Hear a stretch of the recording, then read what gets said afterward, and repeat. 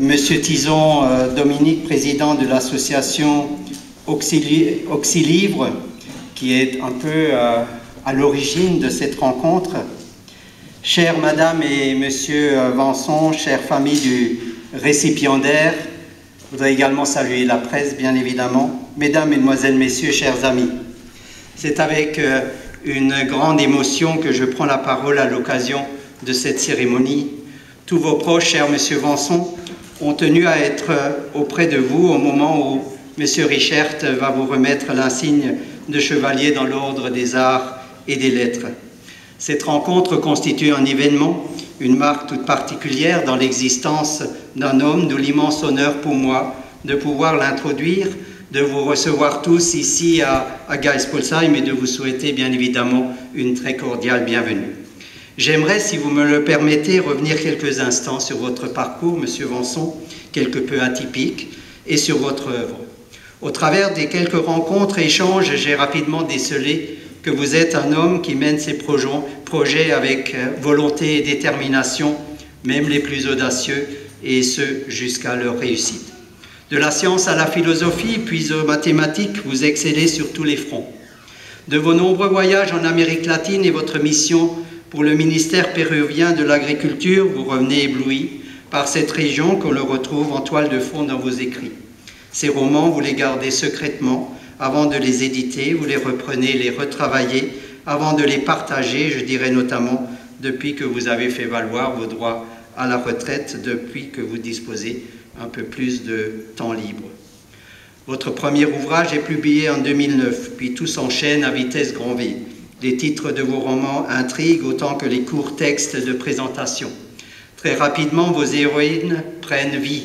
Dès les premiers chapitres, et le lecteur n'a pas de choix que de se laisser guider et de dévorer les pages pour assouvir sa faim. Des thèmes très variés sont traités dans vos écrits et il n'est de meilleur roman que celui qui fait naître en nous une réflexion, une autre façon de penser, une remise en question. Ainsi, vous parvenez à aborder des sujets graves qui demeurent d'actualité et qui se perdent dans le quotidien d'un monde qui va très vite, trop vite peut-être. Un monde qui ne nous permet pas d'apercevoir la misère qui nous entoure, la détresse des uns, la pauvreté des autres, cet homme seul dans son cube, cette femme que l'on croise chaque jour et qui est condamnée à vivre comme une clandestine. Les personnages de vos romans sont si réels que vos lecteurs en sont fascinés.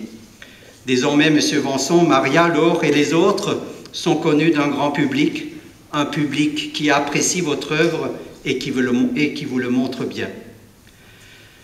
Votre présence et votre accessibilité lors des séances de dédicaces permettent aussi à vos lecteurs d'échanger avec vous les sentiments, les réactions provoquées par vos textes, et voici qu'aujourd'hui, la récompense de ce don de soi s'offre à vous. En tant que maire de cette commune, je peux témoigner de la passion qui vous anime. Alors que nous montions le projet des Journées des artistes de Geisbolsheim à l'automne dernier, vous avez répondu, présent tout naturellement et en toute simplicité, pour la partie Salon du Livre qui a rencontré un franc succès. Cher Monsieur Vanson, aujourd'hui nous sommes réunis pour rendre hommage à votre œuvre, à votre parcours. C'est l'heure de la récompense, de tous vos efforts. À ce titre, je voudrais en tant que maire vous élever aussi au titre de citoyen d'honneur de notre commune et vous remettre dans un instant notre médaille communale. Vous allez ensuite être décoré d'un insigne, celui de l'Ordre des Arts et des Lettres, une distinction institutionnelle prestigieuse qui vous met au rang de chevalier. Ce qui vous arrive est fabuleux, mais surtout mérité, car comme disait Honoré de Balzac, en toute chose, on ne reçoit qu'en raison de ce que l'on donne. Mais je sais également que vos préférences vont vers Victor Hugo, avec lequel je conclus « Tout homme est un livre où Dieu lui-même écrit ». Merci de votre attention.